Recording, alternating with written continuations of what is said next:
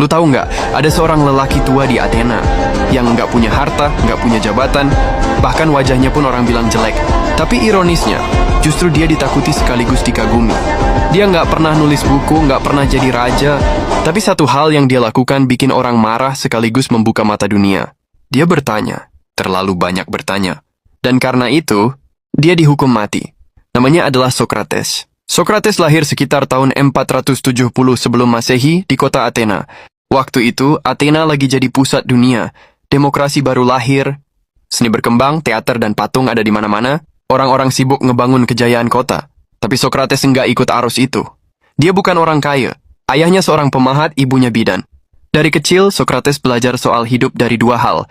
Membuat sesuatu dan membantu orang lahir ke dunia. Dua pekerjaan sederhana, tapi nantinya filosofi dia banyak dipengaruhi itu. Melahirkan kebenaran dari percakapan. Satu fakta, Socrates bukan cuma filsuf, tapi juga pernah jadi prajurit hoplite. Dia ikut perang melawan Sparta. Di sana dia terkenal pemberani, bahkan pernah nyelamatin temannya yang terluka di medan perang. Tapi yang menarik, setelah perang, dia nggak pernah cerita soal kemenangan. Dia lebih tertarik nanya, kenapa kita perang? Apa arti keberanian? Setelah dewasa, kerjaannya sederhana, jalan-jalan di agora pasar utama Athena. Ngobrol sama siapa aja tukang roti, pedagang, seniman, politisi, bahkan anak-anak muda, caranya ngobrol unik. Dia nggak ngasih ceramah panjang, dia cuma nanya, apa itu adil? Apa itu kebaikan?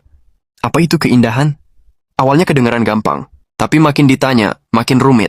Sampai orang sadar, mereka sebenarnya nggak ngerti. Metode ini sekarang dikenal sebagai metode Sokratik bertanya terus sampai lawan bicara sadar akan kebodohannya. Dari situ muncul kalimat legendaris Socrates. Yang aku tahu hanyalah bahwa aku tidak tahu apa-apa.